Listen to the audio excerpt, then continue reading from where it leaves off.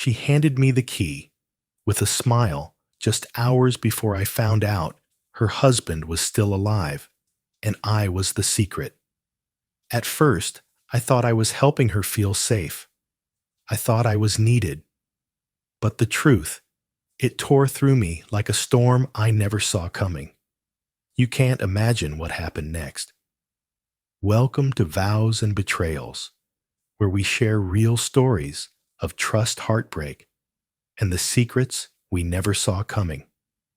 If you've ever found yourself falling for someone who wasn't truly yours to begin with, tell me in the comments with just one word almost, you're not alone. To those of you who've been listening to the stories on this channel, thank you. Your support means more than you know. And if this is your first time here, welcome. We're glad you found us. Hit subscribe so you won't miss what's next. Now, let's begin. I've never been the type of guy who gets involved in things he shouldn't. I fix what's broken. That's it. Loose doorknobs, sagging cabinet doors, busted locks things with edges, and screws things that follow rules. Not people, not emotions. Definitely not whatever this was. The morning it started, the sky over Flagstaff was soft and gray, like it hadn't decided whether to rain or just sulk. I loaded up the truck with my usual gear toolbox drill, a fresh pack of screws, and headed out. The job was simple enough. Lock replacements on a hillside house near Pine Hollow. Older place, newly renovated. Paid well. No red flags.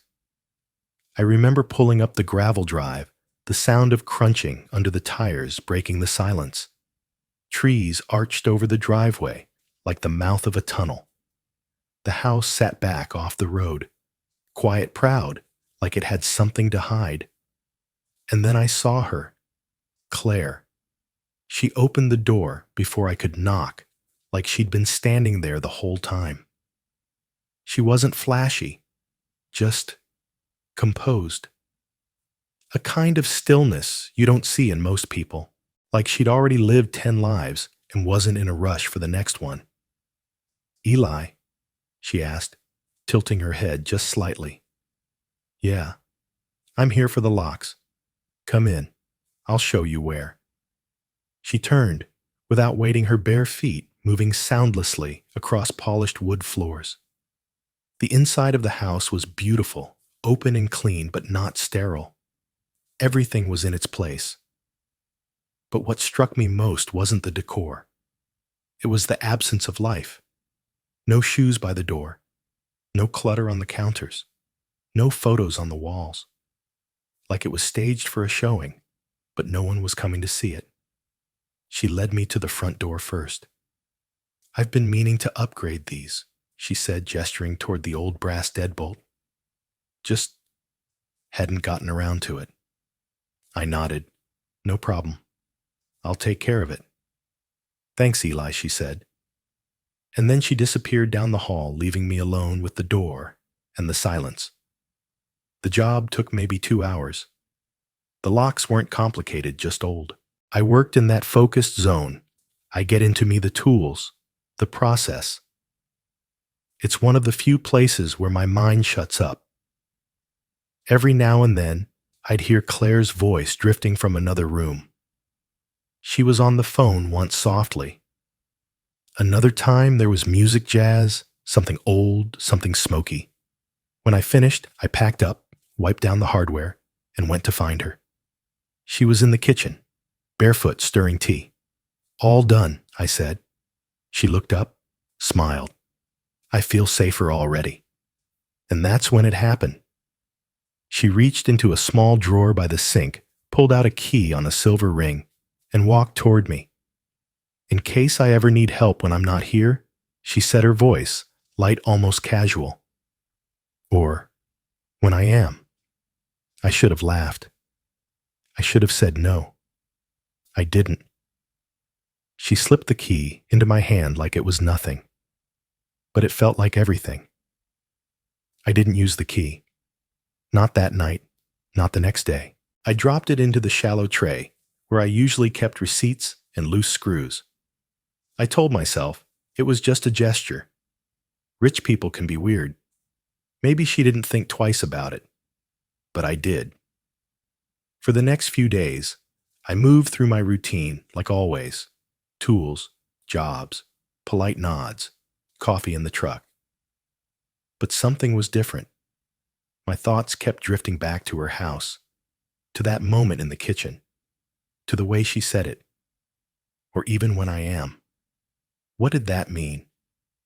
By the fourth day, I was doing drywall patching in a 2-bedroom rental when I caught myself staring at the same screw for nearly 5 minutes.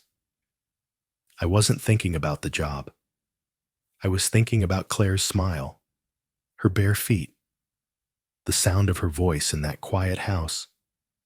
That evening, I caved. I didn't use the key. I couldn't. Something about that still felt like crossing a line. But I did send a text, just to check in, just to, I don't know, touch base. Hey Claire, just checking, are the locks working all right? The reply came fast. They're perfect. But I was starting to think you'd never text. There it was. The line between business and something else crossed in 10 words or less. I stared at the message for a long time before she followed up.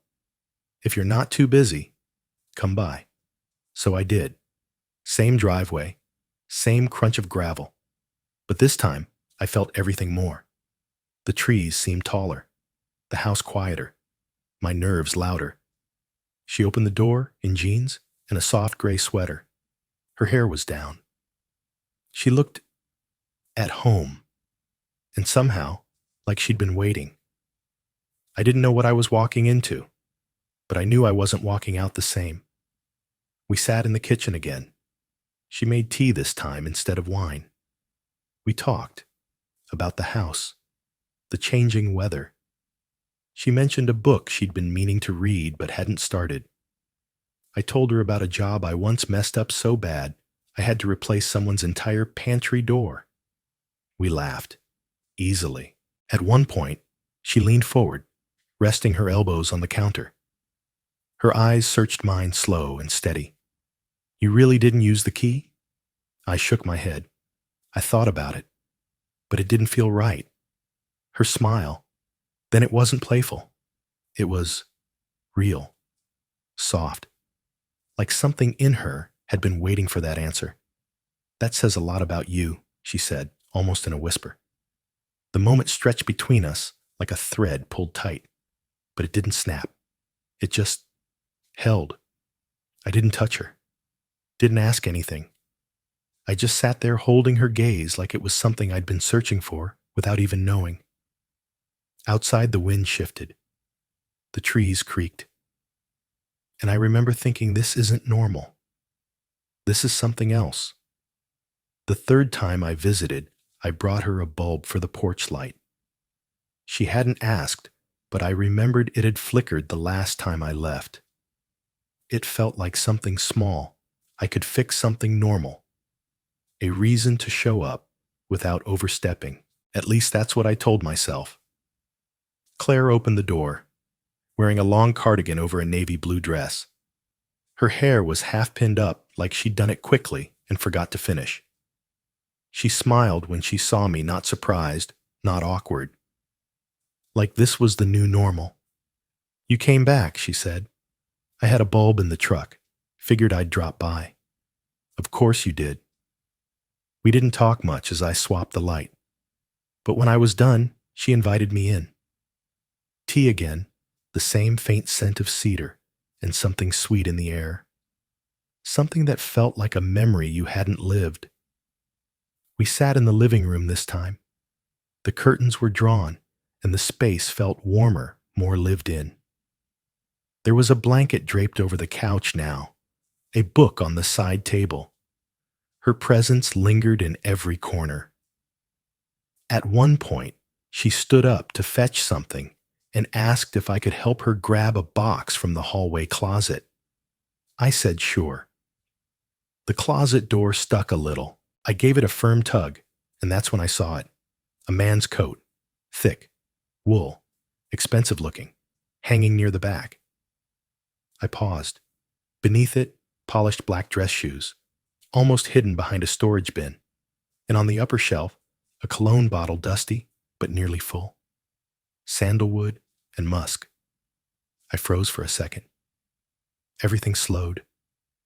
I hadn't imagined it. These weren't leftovers or forgotten things. These had a presence, like someone still used them, or might return for them. Claire came back, holding a tray with 2 mugs of tea. She saw me looking into the closet. I didn't say anything. Neither did she, not at first. Then she smiled. Not sheepish, not surprised, just calm. Old things, she said, from before. I nodded slowly, though I didn't really believe her. You didn't throw them out, I asked softly. She set the tray down. Her eyes stayed on mine. Some things are harder to get rid of than others. And just like that, she turned and walked back to the kitchen, leaving me in the living room with the tea, the silence, and a closet full of questions. I didn't ask her about the coat, or the shoes, or the cologne. I should have, but I didn't. Instead, I drank the tea she made and pretended I wasn't bothered. I laughed at her stories. I nodded along. I watched the way the light from the kitchen played against her face. I told myself there was probably a good reason, that maybe the past just hung heavy in this house the way the scent of old wood did, familiar, lingering. But late that night, when I got home, I pulled open the drawer and looked at the key again. It didn't feel innocent anymore. It felt like permission to enter a world I didn't understand. Still, I kept going back. We never talked about labels. We didn't have to. There was no grand declaration, no first kiss under the stars.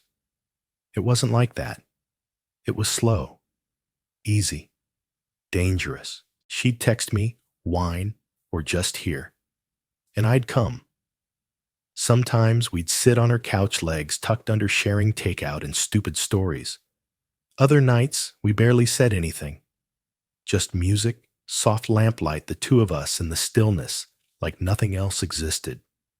And always, always, that same look in her eyes. Warm, direct, like I was the only person who could see her clearly. She asked questions, but not too many. She never pried. Just listened when I told her about how hard it was growing up without much. About starting the business on my own. About how I sometimes felt like I was building things for everyone else, but had nothing solid for myself. One night, I told her about my mom. How she left when I was 10. How my dad never talked about it. How I learned to fix things because it was the only way to feel in control. Claire didn't say much. She just scooted closer on the couch and laid her head on my shoulder. I remember thinking I could stay like this forever. But even in that stillness, something inside me stayed alert. There was always a bag packed behind the front door. Always one candle half burned down to the wick. Always that coat still hanging in the closet. The house was warm, but it never settled. Like it was waiting for something, or someone. And I knew even if I didn't want to admit it, so was she. The text came on a Tuesday. I was sitting in my truck outside a hardware store eating a sandwich, with one hand scrolling my messages with the other. Claire's name lit up the screen. I smiled, until I read it. Don't come tonight. Louis is back. That was it. Just 7 words. I didn't move, didn't chew, didn't breathe for a second. Louis. She had never mentioned a name before, never said she was married, never even hinted. I stared at the screen like the message would change if I blinked hard enough. But it didn't. Louis is back. I sat there for 10 minutes, maybe more. Sandwich cold in my lap, heart hot in my chest, back From where? Why now? What was I? I wasn't her boyfriend. I wasn't even her friend. I was the quiet space between her and something else. A bridge, a distraction. And suddenly, everything in her house felt different. The coat, the shoes, the cologne. They weren't old things anymore. They were waiting. I thought about calling her. I thought about driving over and demanding answers. But what would I say? I wasn't owed anything. Still, it felt like something in me cracked. I drove home in silence. No music. Just the sound of my own breath, tight and uneven.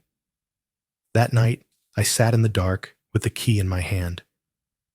It didn't feel like a gift anymore. It felt like a reminder of how easily you can fool yourself into believing someone's world has room for you, when really you're just standing in a doorway they never meant for you to cross. The next day, I blocked her number. It hurt, more than I expected. I deleted every text, every call log. Her name vanished from my phone like she'd never been there, but her voice still echoed.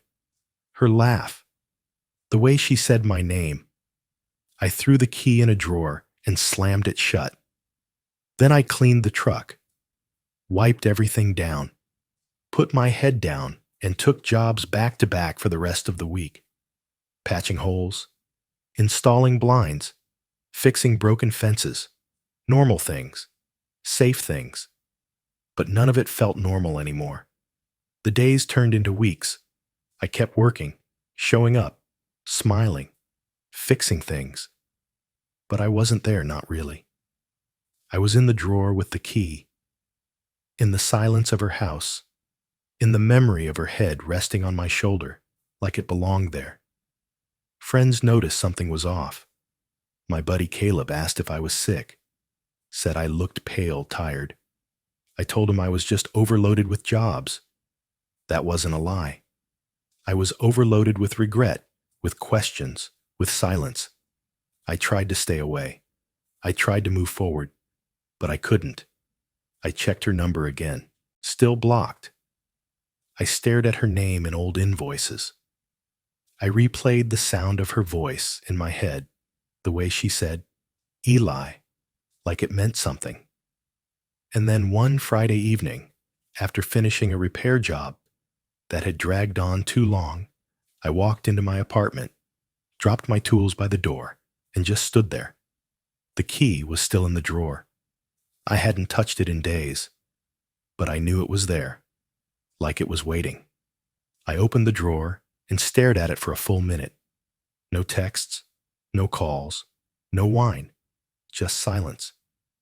But I couldn't stop the itch in my chest. I picked it up, held it. My thumb traced its edges. I told myself I wasn't going to use it. I just wanted to feel the weight of it, just to remember. That was the lie I told myself. Because an hour later, I was back in my truck, driving. Same street, same iron gate. The oaks overhead swaying just slightly in the late evening wind. Her house looked the same, still glowing beautiful, like a place time forgot. I didn't ring the bell. I stood at the door key in hand. I knew I shouldn't. I knew everything inside me was yelling, don't. But I turned the key anyway. The lock clicked. The door opened, and I stepped inside. The house was quiet. Too quiet. The lights were on low just like before. That soft amber glow spilling over the dark wood floors, shadows flickering against the walls. But something felt wrong. The air smelled different. No more vanilla and cedar. Just cold. Clean. Like the house had been scrubbed of its story. I stepped inside slowly. My boots barely made a sound. Claire, I called out. No answer. I moved through the hallway, past the kitchen, past the living room where we used to sit. Everything was still there. Couch pillows, the record player in the corner, but it felt staged. Like a set someone forgot to strike after the play ended. Then I saw it. A suitcase by the stairs. Open. Half packed. A man's jacket laid neatly on top. My heart picked up pace. I turned toward the staircase, about to call her name again, and that's when I heard it. Voices. Not hers alone. A man's voice. Low. Calm. Talking. Softly. I stepped back into the hallway, moving toward the sound. The bedroom door was ajar. I shouldn't have looked. I know that. But I did. Through the gap, I saw her, Claire, sitting on the edge of the bed, wearing a long cardigan I hadn't seen before, her hair loose around her face, and next to her, standing facing her, one hand resting on her knee, was a man, tall, neatly dressed, his back to me. But I could feel it. That was Louis, her husband. She was crying, but not the kind of crying you hide, the kind you share with someone who knows your history. She whispered something. He leaned in, held her hand, and in that moment it hit me like a punch to the chest. They weren't breaking. They were mending. This wasn't the scene of a betrayal. It was the scene of forgiveness. I backed away, heart-thudding, breath shallow. The key in my pocket suddenly felt like it weighed 1,000 pounds. I shouldn't be here. I had never belonged here. Not really. I closed the front door as quietly as I could. Didn't run. Didn't slam it. Just shut it behind me and walked back to the truck. It was a strange thing feeling your heart break and settle at the same time. Like something inside me had finally stopped fighting. The drive home was quiet. No music. No tears. Just a silence that felt earned. I didn't sleep that night. Instead, I sat on my couch, the city lights bleeding through the window, the key still heavy in my hand. In the morning, I didn't throw it away. I didn't need to. It had already lost its meaning. The following days came like waves, sometimes calm, sometimes rough. But I kept moving. I worked. I showed up. I kept my promises, the things I'd always done. But now I did them differently. Not for distraction, not to run, but because I was finally standing still. Claire never reached out again, and I never saw Louis. Sometimes I think about her, not with bitterness, but with clarity. She taught me something I didn't know I needed to learn. That longing isn't love, that chemistry isn't commitment, and that being wanted isn't the same as being chosen. I had stepped into someone else's story, hoping to write a chapter of my own, but some stories already have an ending, and some doors were never meant to stay open. I never used that key again, but I kept it, just for a while, to remind myself that sometimes walking away is the bravest kind of closure. In life, we often mistake intensity for meaning. We chase the sparks thinking they'll keep us warm. But real warmth, real connection is quiet. It's steady. It's earned. If you've ever found yourself caught in someone else's storm, wondering if you were ever truly seen, know this: you were never invisible. You just outgrew the space they kept you in. And that is not a loss. That is freedom. Thank you for staying with me through this story. If it touched something deep in you, share your thoughts below, or just leave a single dot in the comments. You never know who might need to see it. And if this is your first time here at Vows and Betrayals, welcome. We tell real stories that dig deep into the human heart. Subscribe for more. You belong here. Until next time, take care of your heart. It's braver than you think.